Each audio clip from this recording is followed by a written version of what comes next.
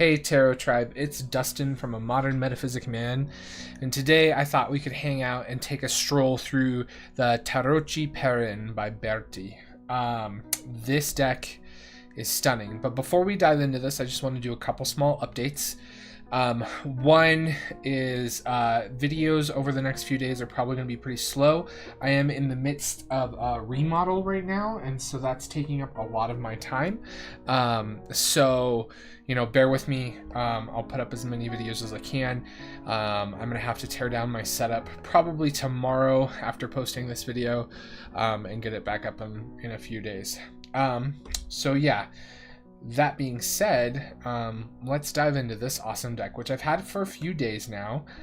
It comes in one of these really cool little limited edition boxes that are handmade that look like a little book, which is pretty sweet. They untie here at the side, and on the inside you get a little white book, which is the Perrin Tarot, edited by Giordano Berti, and you also get a little handwritten note from him, basically saying, you know, that he hopes that you enjoy the deck itself and the art, etc., etc. So yeah, I think that's such a wonderful touch.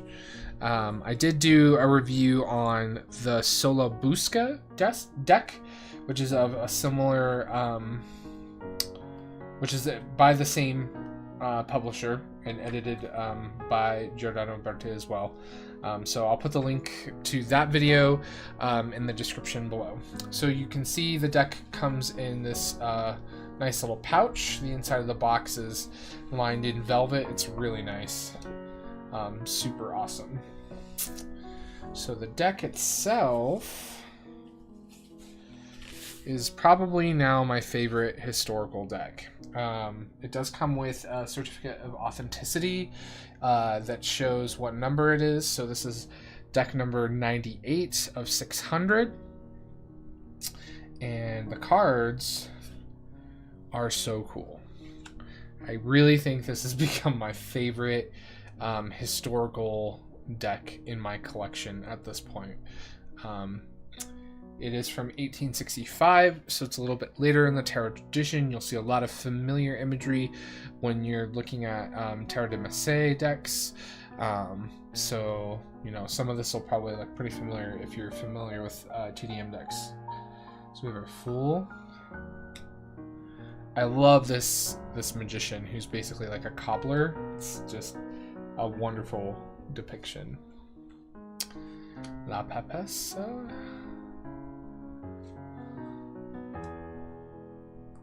The Empress, or Emperor, and the cardstock is so nice. It has this semi-matte finish on it, very similar to the Solabusca, where the matte finish is almost created by the ink itself. It's a really nice thick cardstock. The back is really nicely finished. It's worth every penny. The Hierophant, Il Papa, the Lovers. I love this Lovers card. I love the depiction of the little Cupid figure being blindfolded, you know, and just randomly shooting his arrow. Chariot.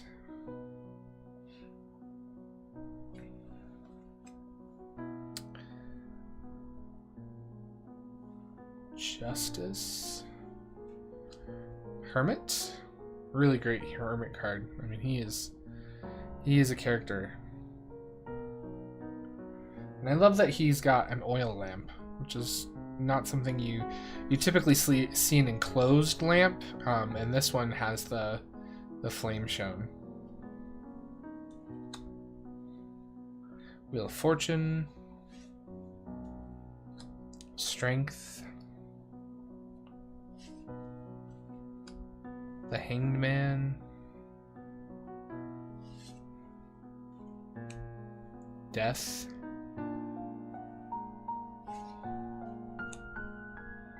Temperance. The Devil. The Tower. Beautiful star card. Where she's seated. Normally she's sort of either crouched or kneeling, with, you know, 1 foot on land and 1 foot in the water, very similar to what we see in a lot of temperance cards, which is something we don't actually see in the temperance card for this deck, right? She's just in a meadow, with her, you know, infinitely pouring of the, you know, ether back and forth between the two vessels there. But in this depiction of the star, we see her seated, which is an interesting take. The Moon. We have all of our pieces there, the 2 dogs and our crustacean. The Sun. No happy babies here. And I love that the Sun is smoking a pipe. I think you can really tell, you know, the tobacco being a sign of the times by 1865, right, was becoming more and more popular by the day. And so, you know, that's a interesting little piece of art history there. Judgment, or the Angel. Beautiful cards. The World. And then we get into our pips. So we have our Ace of Cups. 2 of Cups. 3. I love the style. I love the art style. I love the detailing in this deck. You definitely get that post-Renaissance vibe from these. The coloring is exquisite. 7 and 8. I also like how you get the Roman numeral and the digit.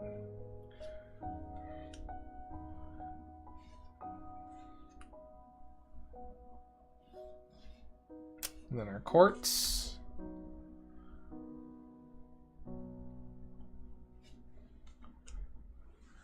Our Cavalier of the Cup.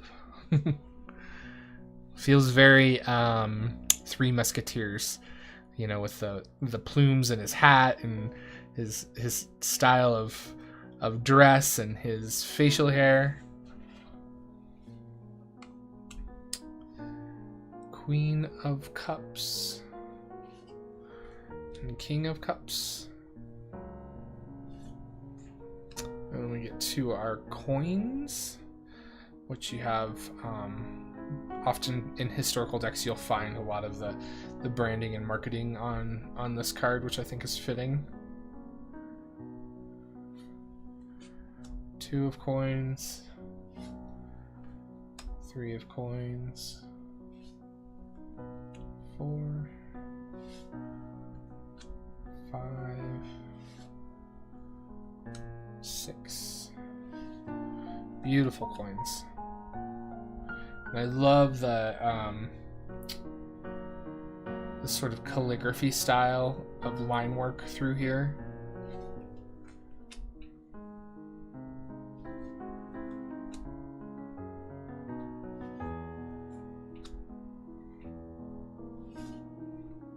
Our Page of Coins. His hat off and his trunk of coins. Our Knight of Coins.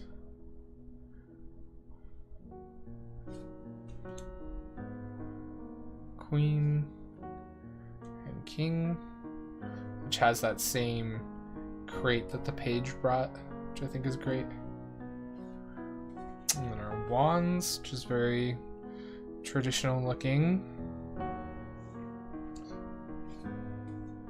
2, 3, 4,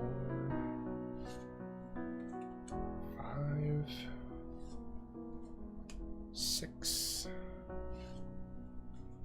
7, 8, 9, 10. And our Page of Wands, our Knight of Wands, our Queen of Wands, who looks like she's about to hit you over the head with a baseball bat. And our King of Wands. Then we get into our swords. 2 of Swords. 3, 4, 5, 6, and 7. I really like how in the swords and the pips of this, the swords really feel metallic, as compared to some Tarot de Masse decks that, the swords are often colored. 10. And our Page. Our Knight. Our Queen, who's very pleasant looking. She's so tiny at the waist. And our King, who is not enthroned, is actually standing with a shield at his side. So yeah, that is the Tarocchi Perrin, which, as I said, since I've got this, it's rapidly become my favorite historical deck in my collection. And one thing I hope to do in the coming year is really spend a lot of time learning about historical decks. I don't know why, I just recently was completely enamored by them, and their history, and I think more so about the art history in them. So I hope you enjoyed the walkthrough. Let me know what you think, and as I always say, remember, everyone is fighting a battle that you know nothing about. So be kind, always. Have a great day, everybody.